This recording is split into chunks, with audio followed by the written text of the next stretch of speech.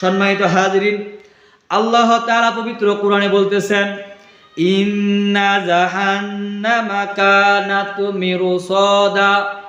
আল্লাহ তাআলা বললেন, নিশ্চয় জাহান্নাম অপেক্ষামান হয়ে আছে। এখন এই জাহান্নাম কার জন্য অপেক্ষা হয়ে আছে, অপেক্ষামান হয়ে আছে? যদি আপনি কোরআনকে প্রশ্ন করেন, কোরআন আপনাকে সুন্দর করে উত্তর দিয়ে বলবে, লিত্তাগিনা মাআবা, জাহান্নাম উৎপাতে আছে, জাহান্নাম অপেক্ষামান হয়ে আছে তাদের জন্য যারা সীমা লঙ্ঘনকারী কাফের। তাহলে জাহান্নাম কার জন্য অপেক্ষামান হয়ে আছে? যারা আল্লাহ তাআলার আয়াতগুলোকে অস্বীকার করে। কাফের শব্দের অর্থ হচ্ছে অস্বীকার করা। আর যারা আল্লাহ তাআলার আয়াতগুলোকে অস্বীকার করে, আল্লাহর আইন মানে না, সীমা লঙ্ঘন করে, আল্লাহ তাআলা বললেন ওই জাহান্নামটা তাদের জন্য অপেক্ষামান হয়ে আছে। আর তারা জাহান্নামের মধ্যে যাওয়ার পরে আল্লাহ তাআলা বললেন, এই জাহান্নাম যে অপেক্ষা হয়ে আছে, অপেক্ষামান হয়ে আছে, পেলেই তাকে কি করবে? পাকড়াও করবে, ধরে ফেলবে, জাহান্নামে ফেলে দিবে। এখন জাহান্নামে যাওয়ার পরে যদি আপনি কোরআনকে জিজ্ঞাসা করেন, ও কোরআন বলো তো তারা জাহান্নামের মধ্যে কতদিন অবস্থান করবে? জাহান্নাম, কোরআন আপনাকে সুন্দর করে উত্তর দিয়ে বলবে, লাবিসিনা ফিহা আহকাবা।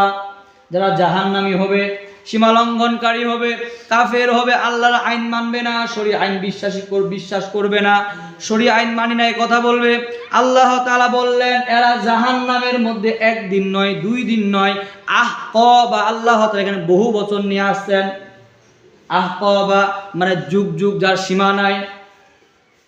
তাহলে যারা আল্লাহ তাআলাকে অস্বীকার করবে, আল্লাহর কোরআনকে অস্বীকার করবে, যারা সীমা লঙ্ঘনকারী, এরা জাহান্নামের মধ্যে একদিন নয়, 2 দিন নয়, সীমা যুগ যুগ বছর ধরে তারা অবস্থান করবে, তার কোনো সীমানা নাই। সম্মানিত হাজিরিন, কথাগুলো বোঝার চেষ্টা করবেন। তারপরে আল্লাহ তাআলা এখন জাহান্নামের মধ্যে যুগ যুগ অবস্থান করার পরে জাহান্নামের খাবার আছে না নাই? আপনি যদি জাহান্নামকে জিজ্ঞাসা করা হয়, জাহান্নাম কোরআনকে জিজ্ঞাসা করা হয়, ও কোরআন বলো তো তারা জাহান্নামের মধ্যে থাকবে, তারা কি সেখানে ঘুমাবে, তারা খাবার কিছু পাবে? কোরআনকে আপনি প্রশ্ন করেন, কোন আপনাকে সুন্দর করে উত্তর দিয়ে বলবে, লা ইয়াযুকুনা ফিহা বারদা ওয়ালা সারাবা। আল্লাহ তাআলা বললেন আজ জাহান্নামের মধ্যে কোনো ঘুম নাই, কোনো পানীয় বস্তু নাই, আরামদায়ক কোনো বস্তু, পান করার মতো কোনো বস্তু নাই। তারপরে আপনি যে কোরআনকে বলেন, ও কোরআন তাদেরকে আর কি দেওয়া হবে?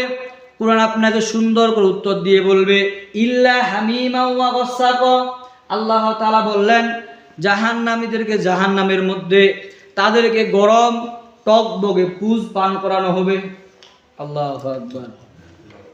জাহান্নামী যারা হবে, এই জাহান্নামীদেরকে আল্লাহ তাআলা টকবগে ফুটন্ত গরম পানি এবং কি ওই জাহান্নামের মধ্যে যারা অবস্থান করবে, অবস্থান করার কারণে জাহান্নামের আগুনের কারণে, জাহান্নামের আগুনের কারণে তাদের শরীরগুলো জ্বলে পুড়ে যাবে, গলে যাবে, রক্ত বের হবে, পুজ বের হবে।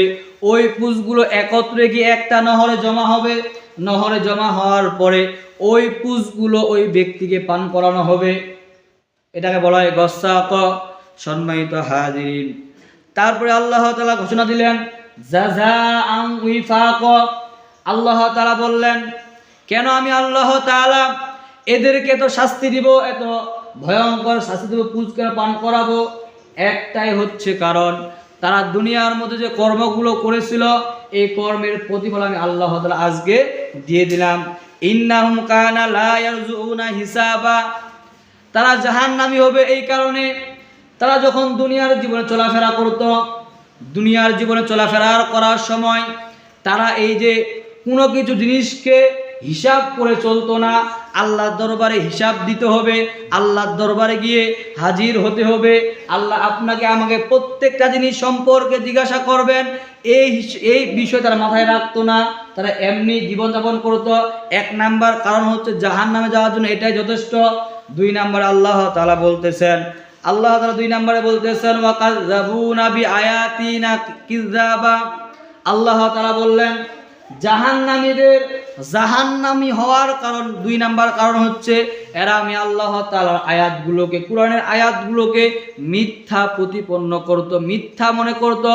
এই জন্য আমি আল্লাহ তাআলা এদেরকে জাহান্নামে দিয়ে দিব, নাউযুবিল্লাহ। সম্মানিত হাজিরিন, তারপরে আল্লাহ তাআলা বললেন ওয়া কুল্লা শাইইন আহসাইনাহু কিতাবা। আর তারা দুনিয়ার জীবনে যা কিছু করতেছে, ভালো করুক মন্দ করুক, আমি আল্লাহ তাআলা সব কিছু হিসাব করে লিখে রাখতেছি। আমি আপনি দুনিয়ার জীবনে যেই কাজটা করি না কেন, ভালো হোক খারাপ হোক মন্দ হোক যাই হোক না কেন, আল্লাহ তাআলা সমস্ত কিছু পূর্ণভাবে পরিপূর্ণভাবে লিখে রাখতেছেন। আর রোজ কিয়ামত যখন সংগঠিত হয়ে যাবে, হাসর যখন সংগঠিত হয়ে যাবে, যখন আপনার আমার হিসাব নিকাশ শুরু